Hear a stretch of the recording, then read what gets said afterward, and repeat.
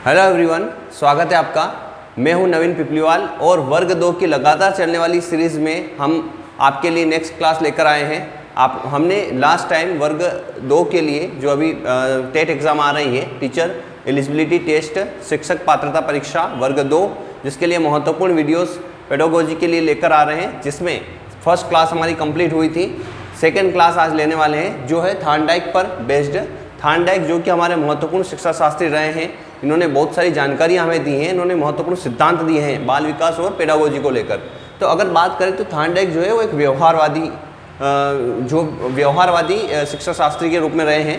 व्यवहारवादी के रूप में इन्होंने काम किया है और इनका जो सिद्धांत था वो है संबंधवाद। इसको बहुत अच्छे से ध्यान रखना है। बॉन्डिंग का काम किया है, संबंध का मिस होता है बॉन्डिंग, कनेक्शन बिठाना। तो इन्होंने संबंधवाद पर काम किया है। कनेक्शनिज्म कहते हैं इसे इंग्लिश में हम, कनेक्शनिज्म थ्योरी ऑफ कनेक्शनिज्म किसने दी? बहुत बार क्वेश्चन आया है टेट एग्जामों में, हम बोलेंगे थार्नडाइक ने दी है। तो संबंधवाद, किसके बीच में संबंध बिठाया इन्होंने? तो देखो इसी सिद्धांत को एक और नाम से जाना जाता है एसआर थ्योरी। क्या बोलते हैं हम इसे? SR theory. एस रिप्रेजेंट करता है स्टिमुलस को। किसे रिप्रेजेंट करता है? स्टिमुलस, जिसे हम बोलते हैं उद्दीपक, ठीक है। और आर रिप्रेजेंट करता है रिस्पॉन्स को, और रिस्पॉन्स को हम कहते हैं अनुक्रिया, ठीक है। तो अगर बात करें इसे कंबाइन करके तो एस मतलब स्टिमुलस और आर मतलब रिस्पॉन्स, अर्थात उद्दीपक और अनुक्रिया के बीच में बॉन्डिंग करना, उनमें संबंध बिठाना, ये संबंधवाद सिद्धांत किसने दिया? हमारे थार्नडाइक ने। तो थार्नडाइक ने संबंध बिठाया किसके बीच में? एस और आर के बीच में। अब इसे क्लेरिफाई करते हैं, किसी को पता नहीं हो, मान लो स्टिमुलस क्या होता है, रिस्पॉन्स क्या होता है। तो ध्यान से देखिए, जब भी किसी के द्वारा कुछ काम होता है, सीखने की बात कर रहे हैं हम, क्योंकि ये मेन सीखने पर काम कर रहा है, इन्होंने सीखने पर कॉन्सेप्ट दिया है। तो अगर बात करें स्टिमुलस, तो कोई भी सीखेगा कब? जब उसको कोई उद्दीपक दिखे। उद्दीपक होता क्या है? कोई भी वस्तु हो सकती है, कोई लक्ष्य हो सकता है, जिसकी वजह से कोई काम करे, क्रिया करे, उसके अंदर प्रेरणा है वो क्रिया करने की, देट इज उद्दीपक, स्टिमुलस हो गया। अनुक्रिया मतलब उद्दीपक की वजह से रिस्पॉन्स आएगा। फॉर एग्जाम्पल मैं अगर बात करूं, अगर पानी का ग्लास आपको कहीं दिख रहा है, ठीक है, तो पानी का ग्लास देखने की वजह से आपके अंदर क्या आई? भूख की इच्छा हुई। तो ये क्या हुई? आपके लिए प्रेरणा का काम कर रही है कि आपको क्या हुआ? भूख लगने लगी।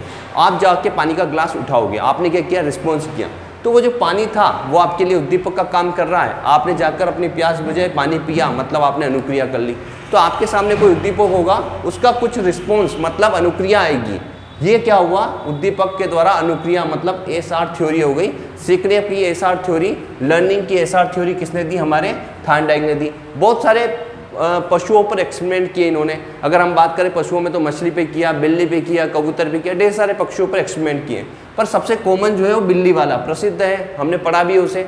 बिल्ली को एक पिंजरे में रखा, उसमें एक लीवर लगाया, बिल्ली ने कई बार प्रयास किया बाहर आने के लिए। एक समय ऐसा आया जब लीवर प्रेस हो गया, बिल्ली की पिंजरे की फाटक खुली और बिल्ली बाहर आकर भोजन को खा लेती है। इससे क्या सीखने को मिला? देखिए 2 पॉइंट ध्यान से देखिए।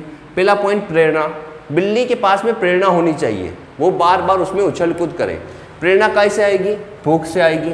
तो भूख ने क्या काम किया? प्रेरणा का काम किया। अगर भूख नहीं लगेगी तो बिल्ली उछल कूद करेगी नहीं, नालायक है वो, सो जाएगी चुपचाप। अगर उसका पेट भरा हुआ तो उसको भूख लगनी चाहिए, तो बिल्ली भूखी होनी चाहिए, मतलब प्रेरणा कहाँ से आएगी? भूख से आएगी। दूसरी बात करें पुनर्बलन। पुनर्बलन मतलब बाहर खाना रख दो। बिल्ली को भूख लग रही पर बिल्ली उछल कूद क्यों करेगी? उसे कुछ दिखना चाहिए, तो पिंजरे के बाहर खाना रखो, खाने की प्लेट पड़ी रहेगी, बिल्ली बार बार उछल कूद करेगी क्योंकि उसे खाना दिख रहा है। बिल्ली उछल कूद करेगी, लीवर पे प्रेस पेट लगेगा उसका, तो क्या होगा? उसका पिंजरा खुलेगा और बिल्ली जाकर खाने को खा लेगी।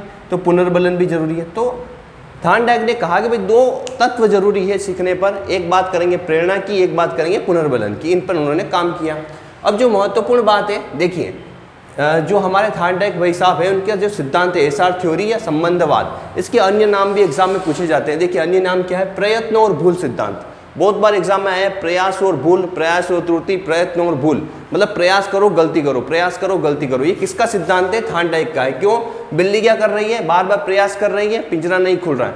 पर एक समय ऐसा आ रहा है जब पिंजरा खुलेगा, क्योंकि प्रयास करना जारी रखना पड़ेगा। इसे बोलते हैं प्रयत्न भूल, ट्रायल एंड एरर, इंग्लिश में बोलेंगे ट्रायल एंड एरर। इसे बोलेंगे कौन सी, किसका नियम है? तो थार्नडाइक का है। चयन, सिलेक्शन करना कि भाई क्या प्रेस करें, तो सिलेक्शन का सिद्धांत किसने दिया? थार्नडाइक। वही रूल है पर नाम अलग अलग आ गए। आवृत्ति, फ्रीक्वेंसी की थ्योरी, आवृत्ति मतलब बार बार करना, बार बार उस चीज को प्रैक्टिस करते रहना, प्रयास करते रहना, ये किसने दिया, थॉर्नडाइक ने। इसे क्या बोलते हैं, आवृत्ति का सिद्धांत मतलब थ्योरी ऑफ फ्रीक्वेंसी। तो कोई भी नाम आ जाए आपको थॉर्नडाइक ही टिक करना है। अगर थॉर्नडाइक के नियमों की बात करें तो सीखने पर इन्होंने 2 टाइप के नियम दिए हैं, मुख्य नियम, गौड़ नियम। पहला क्वेश्चन तो यही बनता है, मुख्य नियम कितने दिए, 3 नियम दिए। कितने नियम दिए मुख्य नियम, 3 नियम। गौड़ नियम कितने दिए, 5 नियम। उनकी बात हम आगे करेंगे, उनकी चर्चा आगे की क्लास में करेंगे। वो मुख्य नियम 3 जो मैं बता देता हूँ आपको। पहला है तत्परता का नियम, क्या है, लॉ ऑफ रेडीनेस। दूसरा है अभ्यास का नियम, लॉ ऑफ एक्सरसाइज। थर्ड है प्रभाव और परिणाम का नियम, जिसे बोलते हैं लॉ ऑफ रिजल्ट। थोड़ा सा तीनों को एक्सप्लेन कर देता हूँ मैं। तत्परता मतलब रेडीनेस, अगर बच्चे के अंदर रेडीनेस है, बार बार तत्पर है, सीखने के लिए तत्पर है, तो वो चीज़ों को जल्दी से कैचअप कर लेगा, सीख जाएगा। अगर कोई आलसी है, ढीला बैठा हुआ है, उसके अंदर बिल्कुल पढ़ने के प्रति लगाव नहीं है, तो वो क्या होगा, आधी बार तो सो जाएगा। सीखने की अपने अंदर तत्परता होनी चाहिए, रेडीनेस मतलब आप तैयार होकर आए हो, आपके कान खुले रख रहे हो पढ़ने के प्रति, तो क्या है, तत्परता है, आप सीख जाओगे। दूसरा क्या बोला, अभ्यास का नियम, क्या वो बोलते हैं, एक्सरसाइज करो, अभ्यास करो। कहते हैं बार बार अभ्यास करने पर क्या होता है, कोई चीज़ अगर कुएं से बार बार रस्सी से पानी निकाले तो वहाँ पर भी क्या लग जाती है, पत्थर को काट देती है वो रस्सी, वही है करत करत अभ्यास। तो अभ्यास करने से, एक्सरसाइज करने से क्या होगा, वो चीज़ प्रैक्टिस से आप सीख जाओगे। थर्ड पॉइंट, प्रभाव और परिणाम का नियम, रिजल्ट का नियम बोलते हैं इसको। अगर प्रभाव अच्छा रहा, बच्चा और सीखने की कोशिश करेगा। फॉर एग्जाम्पल, बच्चे ने मैथ्स का आपने एक कॉन्सेप्ट बताया, बच्चे ने घर जाके सीख करा, क्वेश्चन का आंसर आ गया, बच्चा क्या करेगा, उसको बढ़िया लगेगा। प्रभाव क्या रहा, अच्छा रहा। परिणाम क्या रहा, अच्छा रहा। बच्चा अगला क्वेश्चन फिर प्रैक्टिस करेगा, अरे मेरे तो आंसर आ रहा, फिर तीसरा क्वेश्चन, फिर चौथा क्वेश्चन। तो उससे क्या हो रहा, प्रभाव के नियम से भी बच्चे को सीखने को मिल रहा है। इसे हम संतोष असंतोष का नियम भी कहते हैं ना। प्रभाव का नियम, संतोष मतलब उसे सुखद कितना लग रहा है, सुख दुख का नियम, इस तरीके से भी कहा जाता है प्रभाव के नियम। तो 3 टाइप के मुख्य नियम है। गौड़ नियम की अगली क्लास में चर्चा करेंगे। आई होप आपको क्लास समझ में आ रही होगी।